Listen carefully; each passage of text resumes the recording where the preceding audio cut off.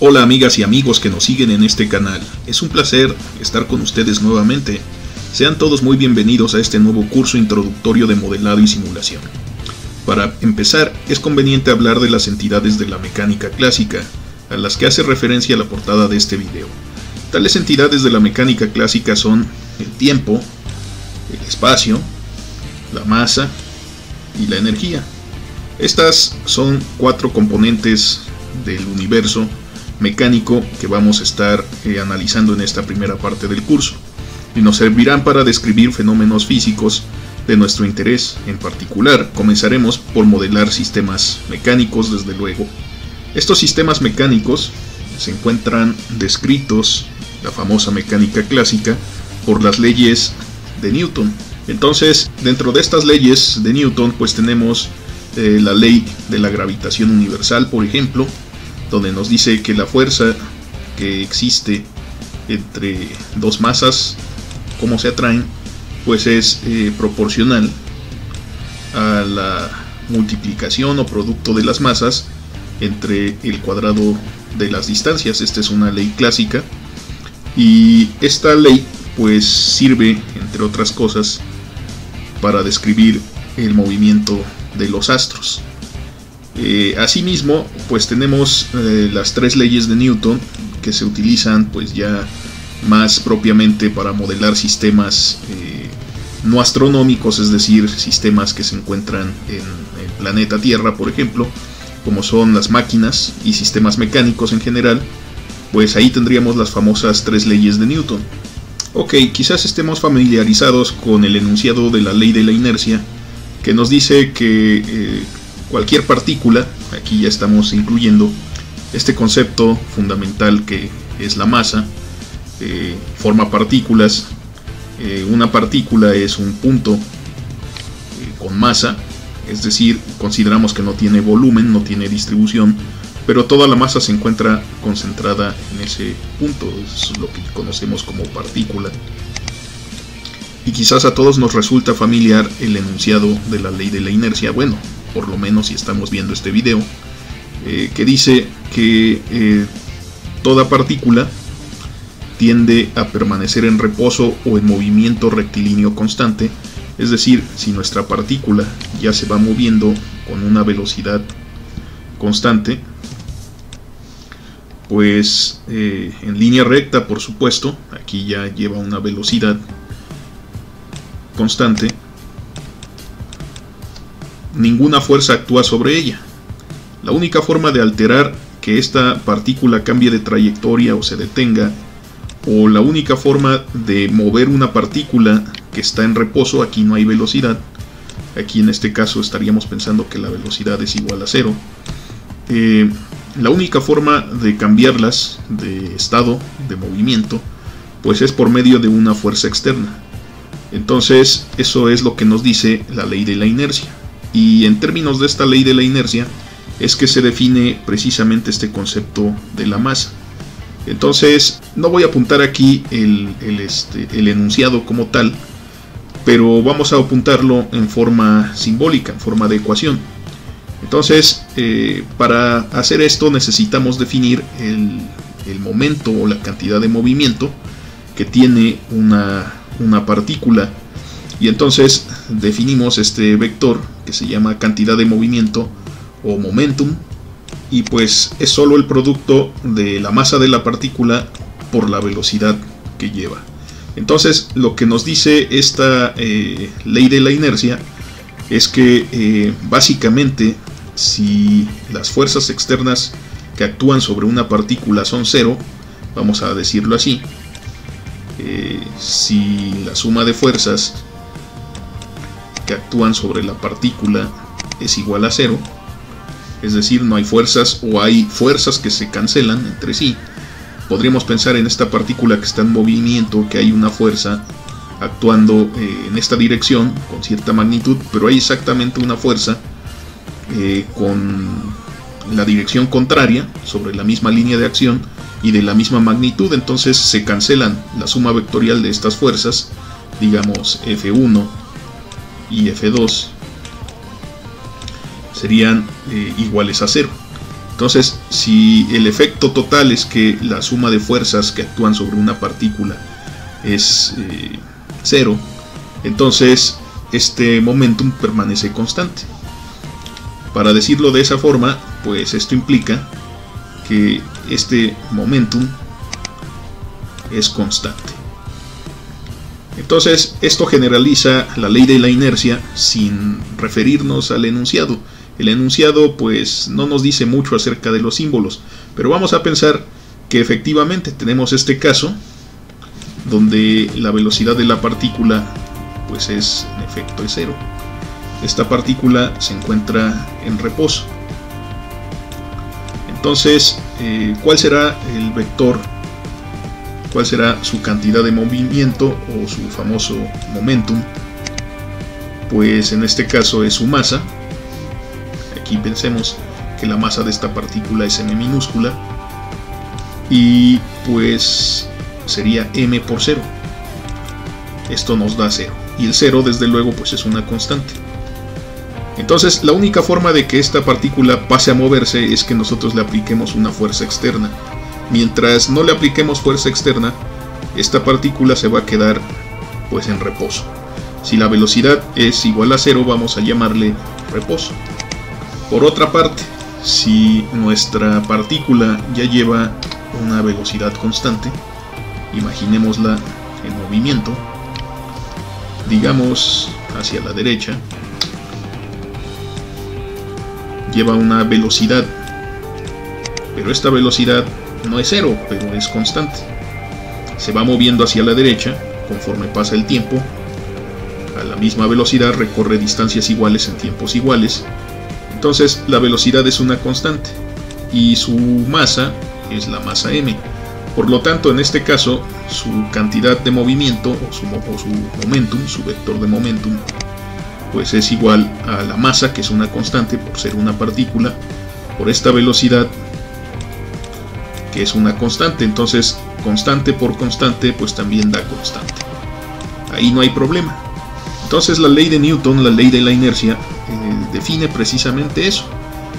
Si la suma de fuerzas externas que actúan sobre una partícula es igual a 0, entonces su momentum es constante. Puede ser 0 o puede ser diferente de 0, pero es constante. Ahora, esta ley, que es la más conocida por todos nosotros, que la voy a escribir aquí de este color, como la conocemos, es la segunda ley de Newton. Generalmente se le llama así, segunda ley de Newton, pero esta ley nos habla del cambio de momento.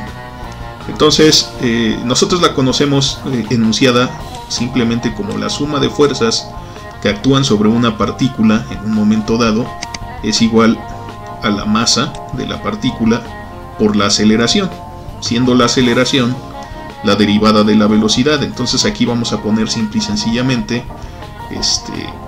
aceleración. La aceleración hay que recordar que es un vector, es el cambio de velocidad respecto al tiempo. Vamos a hacer esa anotación por aquí. La aceleración es el cambio de la velocidad respecto al tiempo. Entonces, así la conocemos. La resultante de las fuerzas externas que actúan sobre una partícula, lo voy a dibujar. Tenemos una partícula y tenemos precisamente una suma de fuerzas externas que voy a poner aquí en este color. Aquí pensemos que tenemos diferentes fuerzas que de alguna forma están actuando sobre nuestra partícula.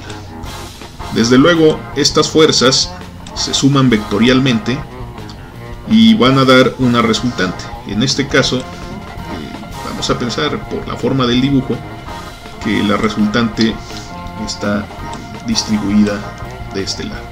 Entonces, más o menos así. O sea, hay que recordar que esta sería la suma vectorial de estas componentes.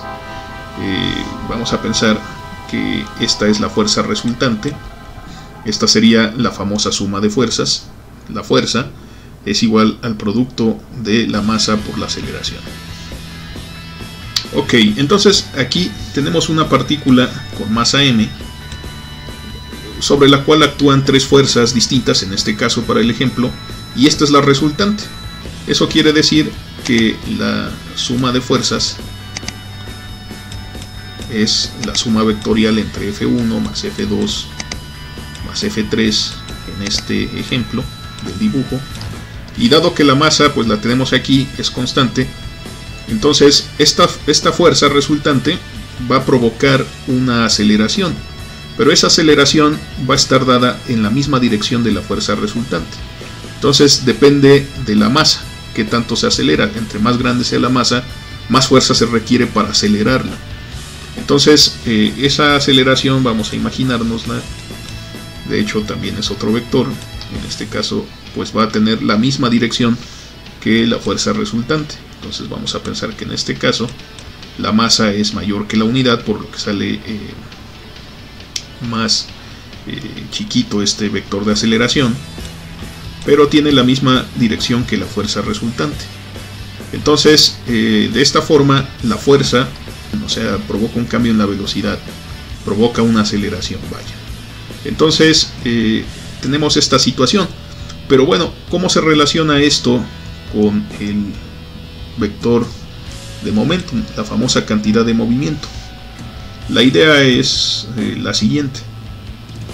Si nosotros definimos la segunda ley de Newton en función del vector momentum, en vez de esta forma tradicional clásica que nos enseñan siempre, nosotros podemos darnos cuenta de lo siguiente. Tenemos la misma suma de fuerzas externas que están actuando sobre la partícula, y tenemos la variación del momentum, de ahí el nombre de la ley del cambio de momentum. Entonces es igual a la razón de cambio respecto al tiempo del momentum. Pero esta forma de expresar la segunda ley de Newton es más general que esta tradicional, y tal vez más adelante en algún ejemplo que involucre partículas que van cambiando de masa cuando se van moviendo, nos quede claro el hecho de por qué esta es la forma más general. Un ejemplo donde los objetos van cambiando de masa pues es el clásico ejemplo del cohete. Si nosotros tenemos un cohete, por ejemplo una nave espacial, este cohete está relleno de cierta cantidad de combustible, y precisamente para moverse pues lo va quemando, pero al generar esta propulsión pues va disminuyendo efectivamente la cantidad de combustible disponible adentro del cohete hasta que se consume completamente. Entonces, por lo tanto, en este tipo de problemas pues tenemos una masa que va variando en función del tiempo. Si nos damos cuenta aquí, esta masa es constante, no representa este ejemplo. Si nosotros queremos hacer cálculos de este tipo, esta no me sirve, sin embargo esta sí sirve, porque después de todo el momentum sigue siendo la masa por la velocidad,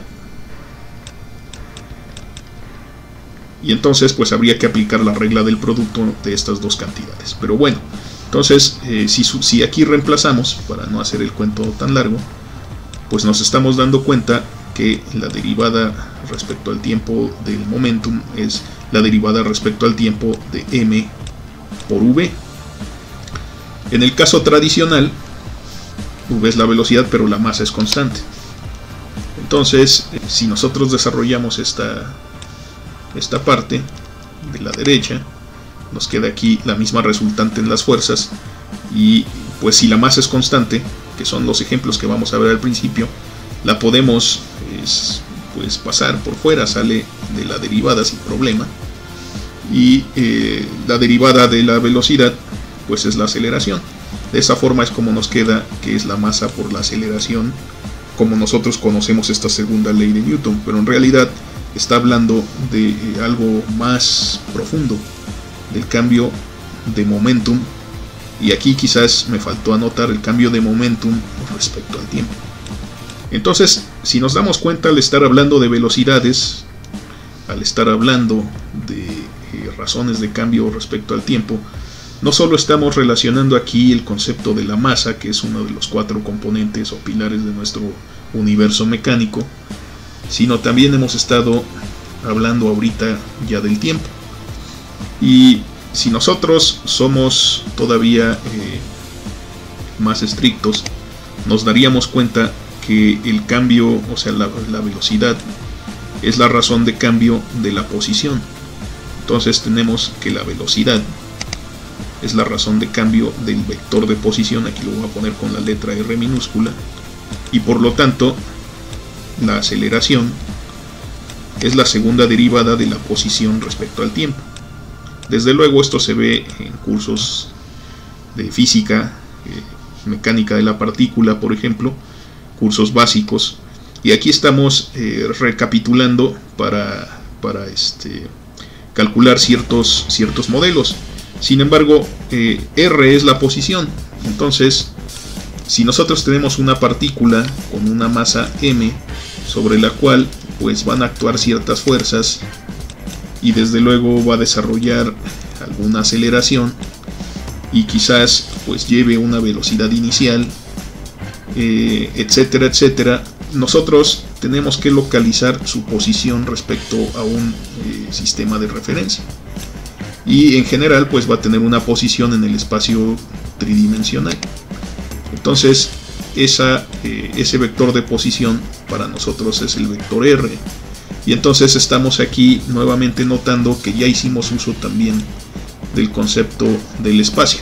Aquí lo pongo como espacio tridimensional en general, pero en muchos casos pues nos vamos a conformar con el espacio 2D, o sea, es un movimiento en el plano.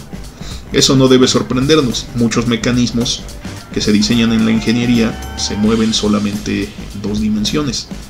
Se pueden modelar sin ningún problema, con mucha precisión, utilizando solo un plano en vez de un espacio tridimensional. Ok, entonces después nos queda por describir la tercera ley. Este también es clásico. La ley de la acción-reacción nos dice que a toda acción corresponde una reacción de la misma magnitud y en sentido opuesto. Entonces nosotros lo vamos a ejemplificar aquí utilizando este bloque. Este bloque tiene una masa, y esta masa, pues si nosotros estamos en la proximidad del planeta Tierra, como es que estamos en general, ¿verdad? La gran mayoría de nosotros los humanos, entonces este bloque va a presentar una fuerza que es el peso. Y ese peso también nos han enseñado en cursos de física básica, que este peso es igual al producto de la masa por la aceleración de la gravedad en las proximidades de la Tierra. Sabemos que en el Sistema Internacional de Unidades esta aceleración es 9.81 metros sobre segundo al cuadrado, y que entonces la masa la tendríamos que medir en kilogramos, el tiempo en segundos, el espacio pues se mide en coordenadas de metros, la distancia se mide en metros, y la energía en joules. Vamos a hablar de este concepto ahorita en un momento. De este no hemos hablado mucho. Entonces aquí pues nosotros tenemos esta situación. Sin embargo, pues aquí tenemos en este esquema el piso o el suelo, y cuando apoyamos este bloque contra el suelo pues ya no se mueve, ya no vemos que caiga. En todo caso, si nosotros lo levantamos del piso, pues vamos a ver cómo va cayendo este bloque, este peso, hasta llegar al suelo. Pero cuando está en el suelo, ahí se queda. Bueno, ¿por qué sucede eso? La fuerza, su peso, este es el peso del objeto, lo lleva hacia el centro de la Tierra, pero la propia Tierra, el propio piso, le impide seguir su camino adelante. ¿Por qué razón? Bueno, pues porque nos proporciona una reacción, y esa reacción es una fuerza igual y opuesta. Entonces esta es la famosa reacción. la fuerza de reacción. Si nosotros estamos pensando que hacia abajo, aquí, esta dirección es positiva, pues entonces la reacción es en el sentido contrario.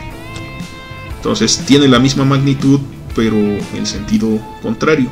Y a esta reacción generalmente nosotros la conocemos como la normal.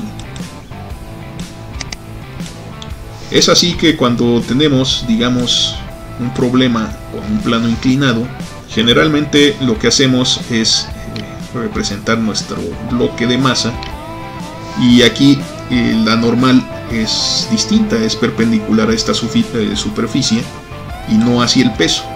Entonces el peso sigue yendo hacia abajo, hacia el centro de la Tierra. Aquí sería m por g. Este es el bloque de masa m. Aquí hay una fuerza normal, y este plano inclinado es útil precisamente porque nos deja descomponer el peso en componentes, una componente paralela al plano inclinado y otra perpendicular, de tal manera que esta suma vectorial pues nos da el peso.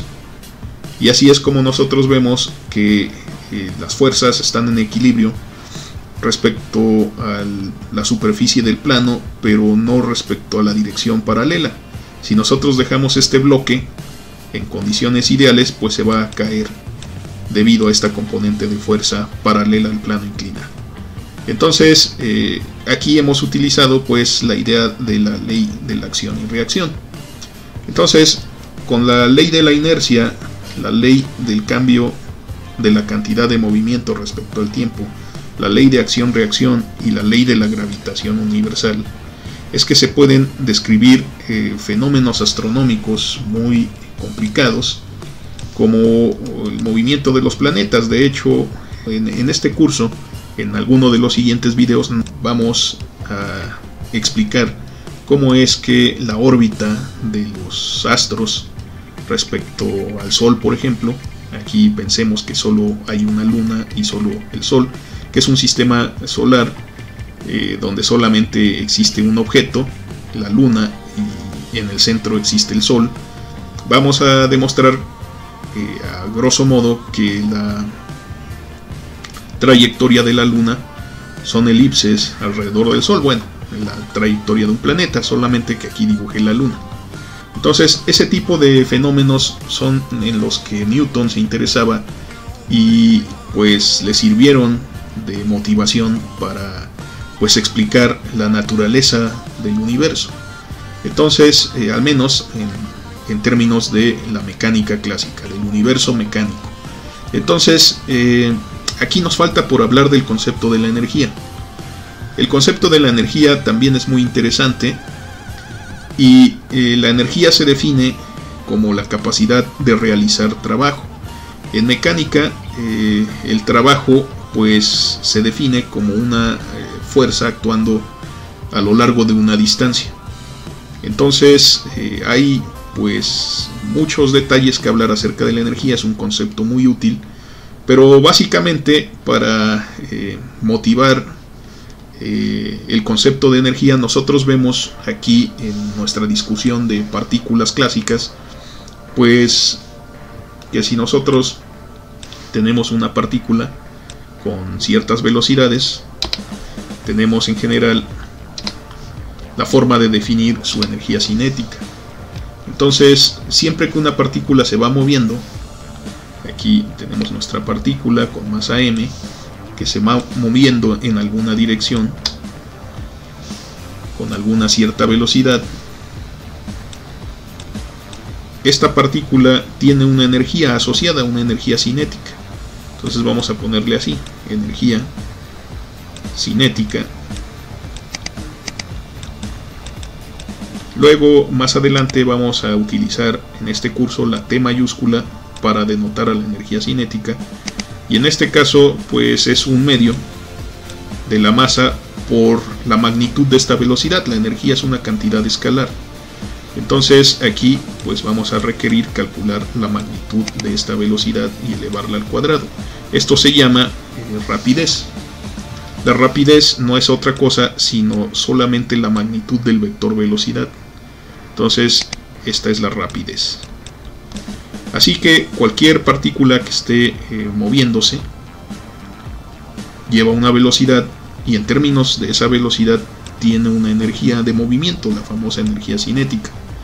También existe energía potencial, que es más bien al estilo de esta batería, que está guardadita la energía, no está todavía produciendo trabajo, pero no está produciendo movimiento.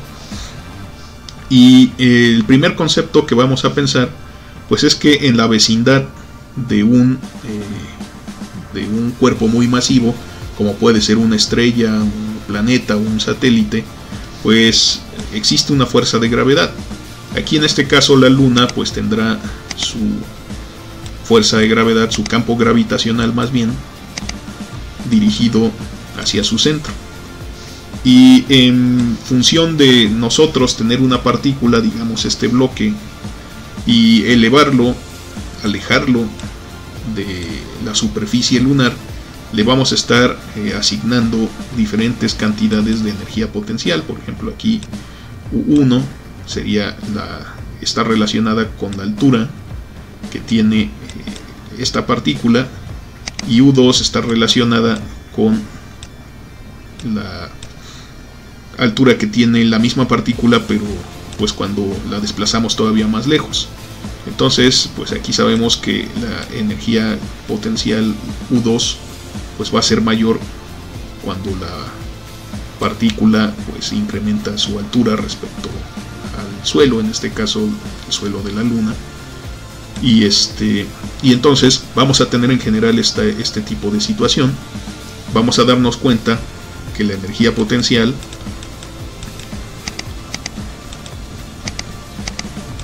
está almacenada, y en el caso de la gravedad de la Tierra pues va a ser la masa de nuestra partícula multiplicada por la gravedad multiplicada por su altura, donde desde luego pues la altura nos estamos refiriendo a estas cantidades. Esta sería la altura cuando la partícula está aquí, esta sería menos altura. Entonces esas serían pues las alturas en general, y pues este parámetro G depende del planeta, ¿verdad? En este caso esto es para la Tierra, en la vecindad de la superficie de la Tierra. Entonces después vamos a ver que efectivamente esa fuerza de gravedad disminuye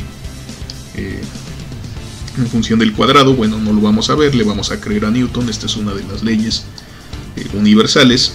Entonces para nosotros estas van a ser pues las leyes básicas, no las vamos a cuestionar, vamos a pensar que Newton tiene razón, y de hecho pues estas se les llama leyes porque sí se han demostrado experimentalmente en todos los casos, nunca han fallado.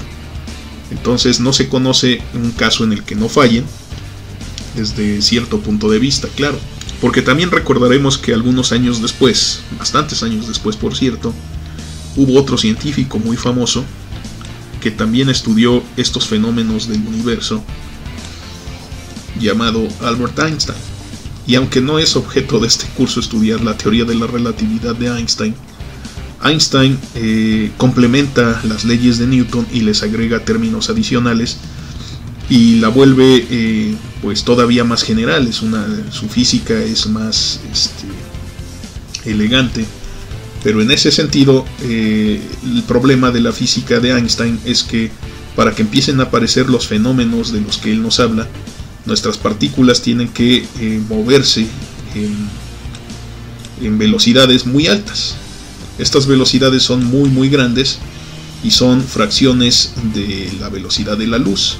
O sea, las magnitudes de las velocidades que se requieren para que funcione la física de Einstein pues tienden a la famosa velocidad de la luz.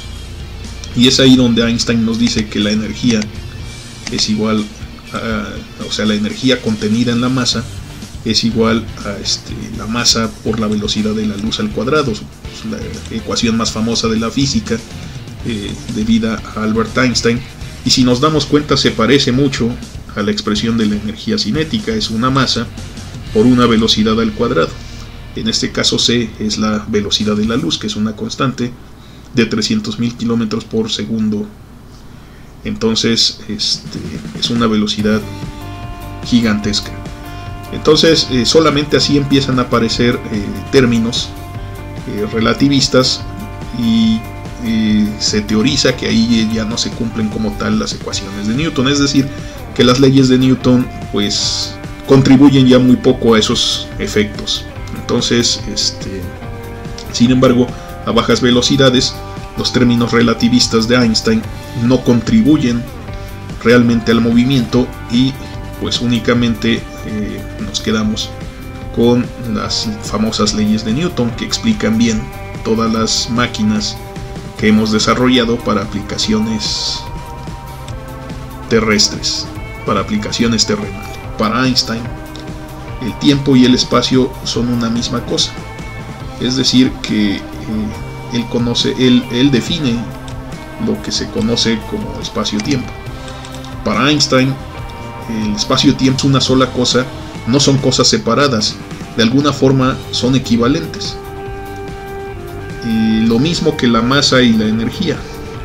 Entonces, la masa y la energía son lo mismo para Einstein, es la misma entidad. Entonces, el universo de Einstein tiene solo dos componentes, el espacio-tiempo y la masa-energía, o matergia, como se le suele llamar en ese contexto.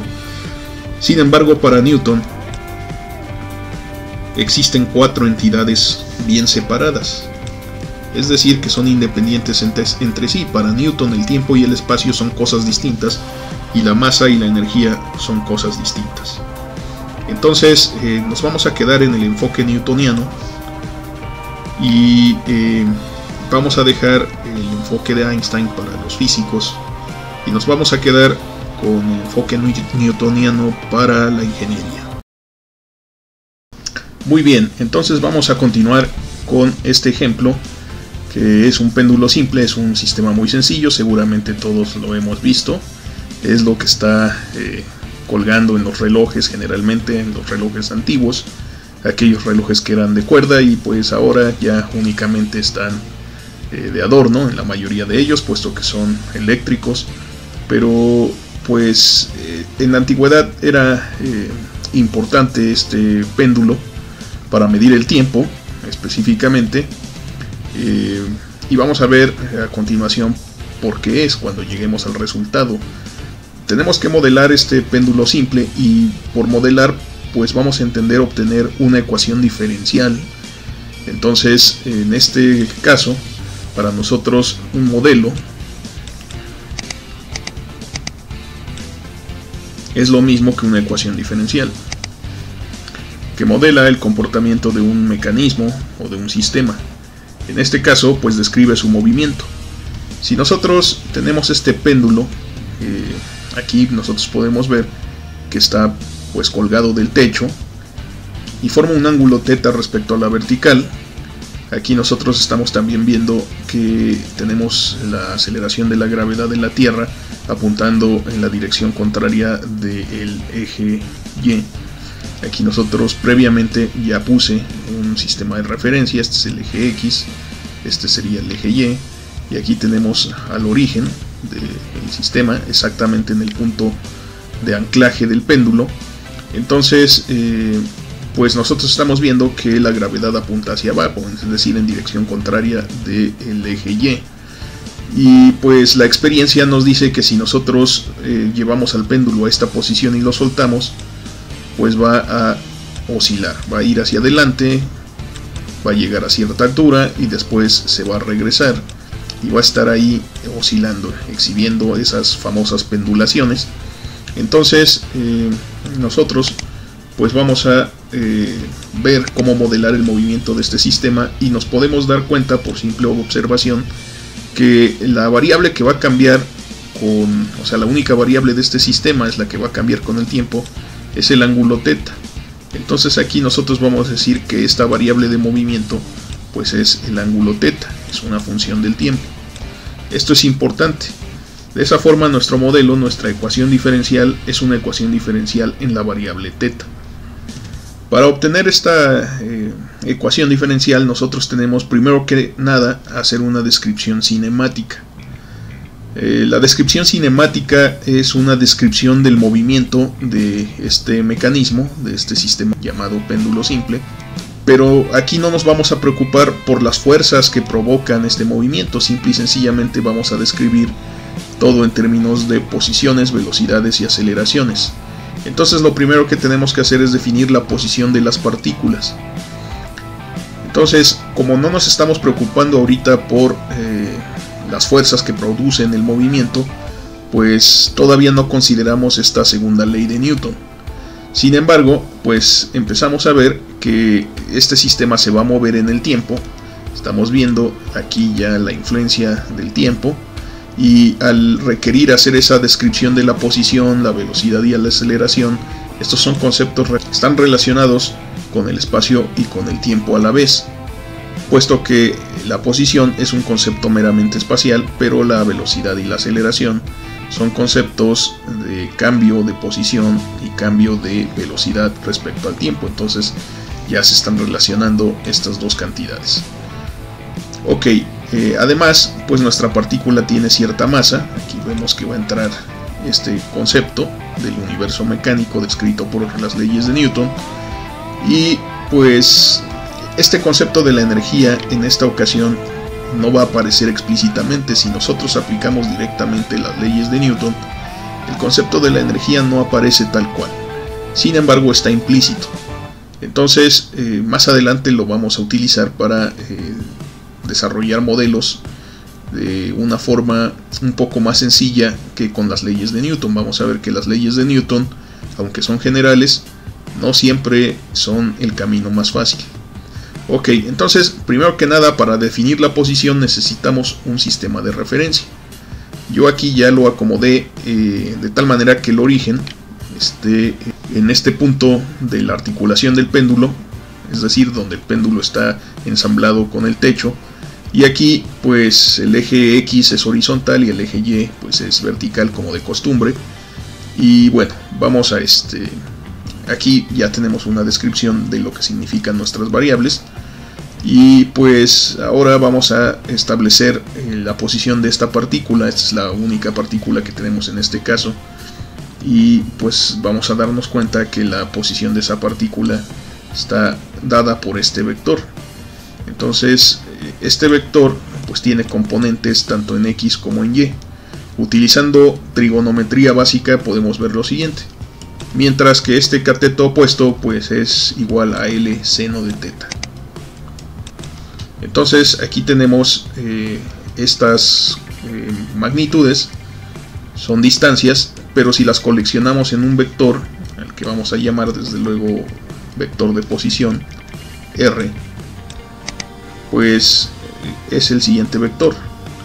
Su componente X, ¿quién es? Pues es L seno de teta. Su componente en Y, pues tiene esta magnitud, L coseno de teta, pero nos damos cuenta que está por debajo del eje X, o sea, está apuntando en dirección contraria del crecimiento de Y dado por esta flecha. Entonces aquí lleva signo negativo, es menos L coseno de teta. Bien, ya tenemos la primera parte de nuestra descripción cinemática, que es la posición. La velocidad, el vector v, es igual a la derivada del vector r respecto al tiempo. Entonces aquí pues vamos a derivar respecto al tiempo las dos componentes, pero hay que recordar que θ es una función del tiempo. Entonces hay que aplicar la regla de la cadena, de tal manera que pues la derivada del seno pues es el coseno, pero la derivada de θ es θ punto. Entonces aquí nos va a quedar L veces θ punto coseno de θ, mientras que abajo nos va a quedar L θ punto seno de θ, porque la derivada del coseno es menos seno, pero con este menos se cancela, nos queda positivo, y la regla de la cadena pues nos dice que tenemos que derivar el argumento respecto al tiempo. Entonces es muy importante no olvidar esa característica, ese pequeño detalle que a veces es muy fácil olvidar, que es que hay que derivar respecto al tiempo aplicando la regla de la cadena. Y bueno, por último, la aceleración, como la tenemos aquí, pues es la derivada segunda de la posición respecto al tiempo. Entonces tenemos que derivar este vector una vez más respecto al tiempo. Aquí pues hay que aplicar la regla del producto. Nos va a quedar L teta 2 puntos, coseno de teta, y luego la derivada del coseno de teta respecto al tiempo por el primer factor. Entonces aquí nos va a quedar menos L teta punto al cuadrado, seno de teta. Hacemos la misma, bueno, derivamos, hacemos no la misma derivada, pero sí la misma idea en la componente de abajo, y aquí nos va a quedar L teta 2 puntos, seno de teta, más L teta punto al cuadrado, coseno de teta. Entonces ya tenemos nuestra descripción cinemática completa. Ya tenemos la posición, la velocidad y la aceleración. Entonces con esto ya podemos aplicar la segunda ley de Newton en términos del lado derecho de esta ecuación. Ahora, ¿qué está faltando? Pues lo que nos falta es esta suma de fuerzas. Ahora sí nos vamos a preocupar por la parte dinámica, donde tenemos que analizar las fuerzas que producen el movimiento, y para eso necesitamos este diagrama de cuerpo libre que vamos a hacer para la partícula del péndulo. Entonces, pues dibujamos nuestra partícula del péndulo y analizamos las fuerzas que están involucradas. Aquí, por principio de cuentas, vamos a ver que pues va a aparecer el peso de esta partícula, y apunta siempre hacia abajo. En este caso, pues en la dirección que lleva este vector de aceleración de la gravedad, y es igual a la masa de la partícula, m minúscula, por g, precisamente. ¿Cuál es la otra fuerza que aparece? Pues la tensión de la cuerda, esta cuerda que mantiene sujeto a esta partícula de tal manera que no la deja caerse completamente y la mantiene oscilando. Entonces esa tensión pues lleva la misma dirección de inclinación que nuestra cuerda. Aquí la tendríamos, esta sería la tensión. Si nos damos cuenta, forma un ángulo teta respecto a la vertical, y nosotros aquí podemos fácilmente darnos cuenta cuál es la dirección vertical. Aquí estoy poniendo esta línea como descomposición de esta fuerza.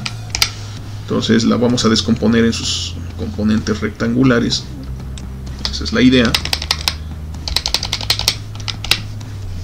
Y vamos a ver pues cuánto valen. Después de todo, pues aquí esta cantidad es el ángulo teta, y por lo tanto aquí tendríamos que descomponer esta componente vertical. Nos queda, por la forma en la que está el dibujo, como t veces coseno de teta, y esta nos queda t veces seno de teta. Ok, entonces pues ya podemos hacer una suma de fuerzas en términos de componentes, porque si nosotros expresamos esta ley de Newton de forma más vectorial, pues aquí nosotros tenemos una componente Fx, por así decirlo, y una componente de las fuerzas en Y, o sea, sería la suma de las fuerzas en X y la suma de las fuerzas en Y. Lo único que estamos haciendo pues es expresando este vector, esta resultante, en sus componentes rectangulares, y esto es lo mismo que la masa del péndulo por la aceleración, y precisamente aquí en la descripción cinemática calculamos cuánto vale esa aceleración. Entonces simple y sencillamente la transcribimos. Ok, entonces a partir de aquí pues nosotros podemos tener dos ecuaciones, pero primero hay que distinguir cuáles son la suma de fuerzas en X y la suma de fuerzas en Y a partir de este dibujo. Además hay que recordar que pues ya utilizamos esta tensión, es decir, esta fuerza ya fue descompuesta en sus componentes rectangulares, por lo cual ahorita pues ya no la consideramos presente. Entonces, es decir, está ahí, pero ya se descompuso. Estamos considerando su equivalente a partir de esta componente rectangular horizontal y esta componente rectangular vertical. Entonces, de este dibujo, de este diagrama de cuerpo libre, es fácil ver cuáles son en este caso estas fuerzas. Entonces, en cuanto a las fuerzas en X, nosotros podemos ver que es la tensión por el seno de teta, pero apunta en dirección contraria a donde apunta el crecimiento del eje X, por lo tanto el signo es negativo. Entonces aquí nosotros tenemos menos t veces seno de teta, mientras que para las componentes en Y tenemos, esta es positiva porque va hacia arriba, hacia donde apunta el eje Y, y esta es negativa porque apunta en dirección contraria al crecimiento del eje Y, que es hacia arriba. Entonces aquí tenemos t coseno de teta menos mg. Esto es igual a m por nuestro vector. Entonces ya tenemos expresada nuestra segunda ley de Newton para este sistema. Y en efecto nos van a quedar ecuaciones diferenciales, como anticipamos, en términos de la variable de movimiento. Sin embargo, aquí hay una cosa que todavía nos estorba, y es este valor de la tensión. Entonces, otra forma de representar este sistema, esta ecuación vectorial, es por medio de dos sistemas, es un sistema de dos ecuaciones, componente a componente. De tal manera que arriba tenemos menos t veces seno de teta, y la idea de expresarlo así es poder despejar, utilizar algún método de álgebra clásica para despejar la tensión, para quitarla, para sustituirla. Es decir, esta es una variable interna y pues nosotros en general pues no la podemos medir cuando este sistema se está moviendo. Entonces nosotros queremos una ecuación diferencial únicamente en términos de teta, no en términos de la tensión T mayúscula. Entonces vamos a eliminarla por métodos algebraicos. Entonces aquí tenemos que desarrollar esta parte. Nos quedaría m por l teta 2 puntos. Ok, a partir de esta ecuación vectorial podemos obtener este sistema de ecuaciones, a partir del cual pues nosotros queremos despejar el valor de t, que es la tensión, puesto que esta representa una variable interna que en general pues puede ser expresada en términos de la variable teta. Entonces, para hacer eso es necesario pues despejar. Parece más fácil despejarla de esta ecuación de arriba. Entonces pues vamos a hacer eso, vamos a despejarla. ml teta punto al cuadrado seno de teta menos ml teta 2 puntos coseno de teta, todo esto dividido entre seno de teta. Y así es como obtenemos nuestra tensión. Y luego con este valor, como les dije, pues esto está en términos de teta, de la variable teta, la aceleración y la velocidad angular, pero pues la podemos reemplazar aquí. Entonces al reemplazarla ahí, pues ya podemos resolver y obtener una ecuación diferencial que solo dependa de la variable teta, de nada más. Ese es nuestro objetivo. Ok, entonces al reemplazar aquí directamente, pues obtengo lo siguiente.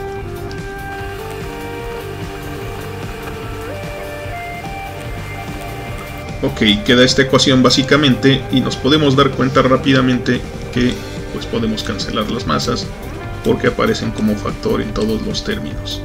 Además, pues hay algunas cosas más que se pueden cancelar, pero básicamente lo que tenemos que hacer de aquí pues es despejar el seno multiplicándolo por el otro lado de la ecuación. Así que vamos a hacer eso a continuación.